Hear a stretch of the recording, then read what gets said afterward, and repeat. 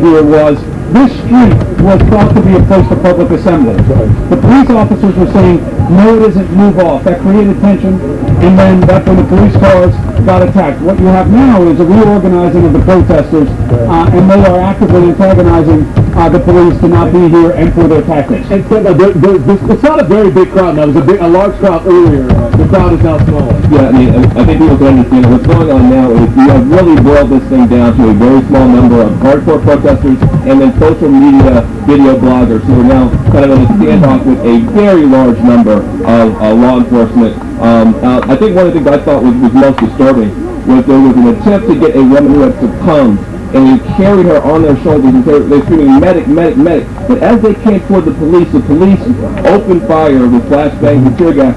Communications are completely broken down out here. Shot right behind us. So anyway, behind us, these are the police in the tactical view here, right in front of the Ferguson Police Department. We saw a big number of people earlier, and again, as Dan Jones pointed out, as Chris Conway pointed out, a much smaller crowd now, and many of them are bloggers, live streamers who are really sort of in a standoff, a confrontation with police, a reorganization of protesters, and as Chris said, a reorganization of police as well. They're moving because they needed to get fire equipment out because you have at least one police cruiser that's on fire, and there was a storefront that was on fire at the opposite end of the street. They're in front of the fire station right now, so they need to reconfigure just to allow out the emergency vehicles.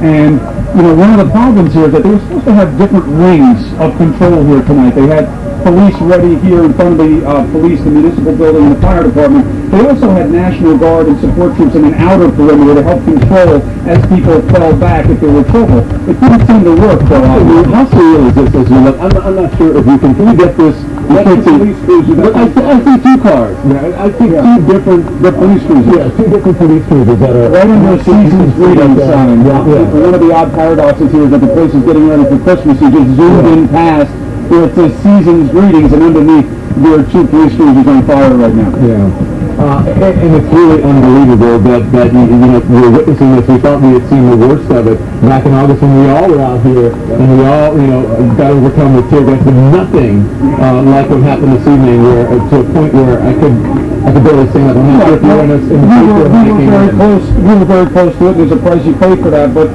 it was important just so that you get a feel of what the balance is of control and power here.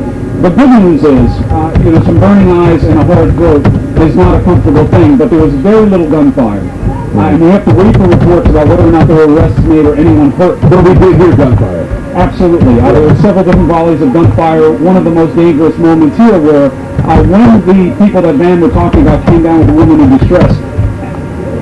As the police opened the circle, there was a volley of gunfire from up on the hill here directly toward us and toward the officers. Yeah. That created the retaliation, but right now it does seem to have come. I'm going to get to, hang on one second, because I need to get to my colleague Anderson Cooper.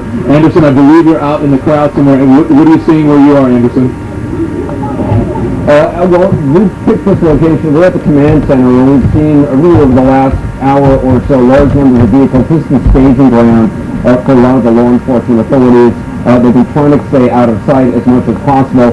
Obviously, the situation has changed dramatically over the last hour or hour and a half. But I do think it's important to put this into some context. When we're talking about what you're seeing, the images are from a relatively isolated and limited location. We're talking about a several block area. It is not as if I was just driving around in Ferguson, driving around in St. Louis. Elsewhere, things are calm, people are at their homes, many people are just watching this on television. So just to keep it in perspective of the scale of this, and in our coverage, I want to try to give you a sense of scale right now, and with each of the reporters that we go to, just to give you a sense of location and a sense of how many people may be actually involved in the kind of violence, the kind of demonstrations we've been seeing. If we can go to our Jason Carroll. Jason, if you can hear me, where are you now and what are you seeing? I'm just south of the Ferguson Police Department. Right up here you can see what is left of a vehicle here that is on fire, Anderson. Just down the street, a little bit more from where I'm standing, there is another vehicle that's on fire as well. And then just up the street, there are still a number of police officers who are here in riot gear, trying to move down the line very, very slowly down the street, trying to keep people off the street, trying to keep some of these agitators who are out here who've caused all this damage off the street. But you can just see it's absolutely heartbreaking for all of those over the past several days who did not want to see scenes like this happening out here. Vehicles on fire here, 1, 2, another vehicle that they try to set on fire down here as well. Police still using tear gas, still moving through the area. Again, Anderson, it's heartbreaking. The Brown family, the governor, the president, all speaking about nonviolence and about peace. Even earlier in the night when we were out here, when there were hundreds of people out here, there were those demonstrators who were trying to police themselves, trying to get the agitators to stop throwing bricks, to stop throwing bottles, to stop putting lighter fluid on the cars, to try to stop all of this, and yet this is what we're seeing right now. So Jason, just very briefly, how far from the police station are you? Because I want to get a sense of, try to get a sense of the scale of all this. Because it's immediate widespread, it can be your sense. Anderson is asking how far we are from the police station from where we are. I would say 200 meters at best, not that far at all. It's difficult to see because I'm keeping my camera in just behind the building here. That's been where some of the buildings, some of the windows have been smashed. Okay, Jason, in terms of the people you're seeing, the demonstrators are still, how many are there still out on the streets where you are, and how many police would you say, roughly? Isn't that crazy? In terms of the people that we've seen out here, and they're moving me away because they're hearing that there might be live ammunition in that car, so now I'm going to move away from there quickly. But in terms of the number of people that we've seen, we are moving, sir, we're moving. But in terms of the number of people that we've seen out on the street, in terms of demonstrators, I've seen pockets. I'd say about 100, but they're spread out. 10 people here, 10 people there, another 5 people over here. In terms of the number of police officers that we've seen out here, it varies. The line of officers that we saw just moving down the street here in front of where this burned out car was, I'd say about a dozen. Okay, and Don, I want to go back to you. And Don, where are you in relation to where Jason is? Do you know?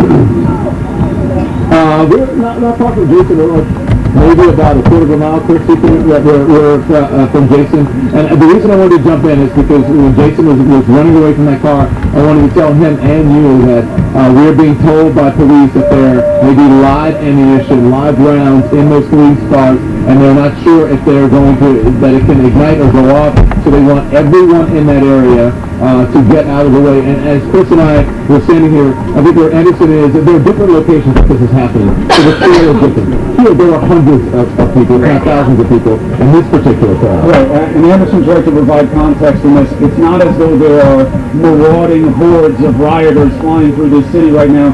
Even though you see a very dramatic picture, it is a very isolated situation. However, there are different situations depending on where you were. There was certainly well over 1,000 people here. The number of agitators had to be much smaller than that, of course. But once the tear gas comes out, once there's gunfire, everybody gets caught up in the melee, and that's where these situations get so dangerous. Yeah. So it's not really just about counting the numbers of those involved, it's what actually happened. That's why we're still out there. I think it's interesting this time because last time the protesters were saying, listen, the police egged us on, they came out in their tactical gear, they were shooting tear gas at us. But from our vantage point, we clearly saw people throwing bottles at police and really just intimidating police officers there. And I think that this is so tragic because it's exactly what the parents of Mike Brown said they did not want. They were clear about this. They said that if there was violence tonight, it would mar the memory of their child. And we have to be clear, this is about Mike Brown. It's not about all the stuff that's going on here. Also, you have to remember, the organizers listen to the media. They did dozens of trainings on nonviolent civil disobedience. They really put in the work. The police also put in work to try to get their tactics better, and to see it break down like this tonight is a real tragedy. It takes the issue away from Mike Brown and the bigger issue. But the people who probably need to hear that are not watching us out here. Take a look. I want you guys, if you can just look at the police officers. Look right here. The police officers in their gear. You can see them holding rifles right behind us, really holding the line between this side of the street of South Florida and then the other side of where the police department is, really trying to keep people from the other side. The other one is actually used to shoot those beanbags, so they're trying to use minimal force when appropriate. The question is what happens in the situation. Hopefully we've seen the worst of it, but we'll have to see. Anderson, I'm wondering, since you're over at the command center, if any official has come out and spoken to you. What's happening right now, Anderson, is that we're standing right outside the Iowa Ferguson office that tried to get something together to make people love this community as much as the residents do. But what you're seeing behind me are two cars. One, certainly a police car that is on fire. Spike is showing you those pictures. What has happened just a few moments ago is that the car keeps, it sounds like exploding in different parts, and then what you're also seeing is the police basically telling people to back up or they're going to start spraying the tear gas again. Let me show you something over here. Officers are coming from many different directions. You see to my right there, some officers. If we cross the street over here, Anderson, you will see some of the damage, some of the vandalism that has happened here. El Palenque, Mexican restaurant where a lot of people go and have lunch and dinner has been broken into. Just next to it, a business broken into. I'm going to look now at Kathy's Kitchen, which is a very, extremely popular place here. The owner is a coach for a lot of the children here.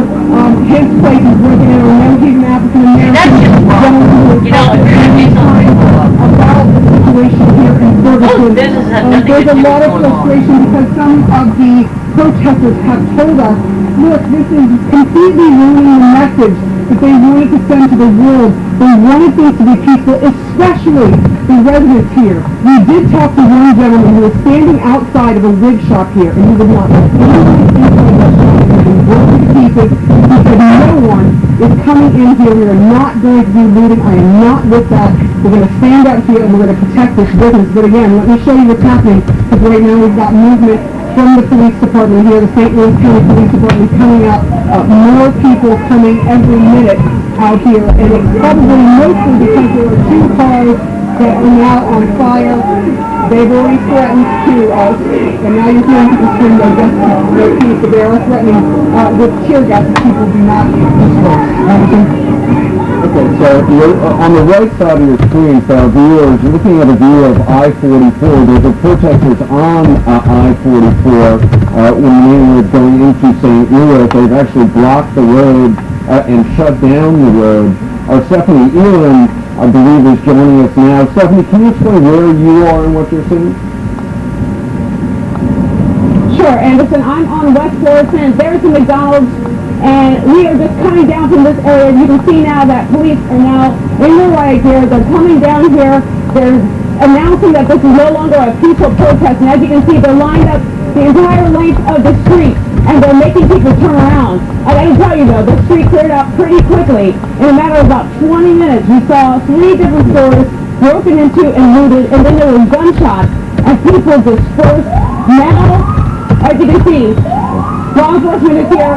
And they're coming through, they're pushing people out and telling them to get out of here. If you see the smoke, that's because a beauty supply store across the street from me is on fire on the inside. The fire department is now there handling that.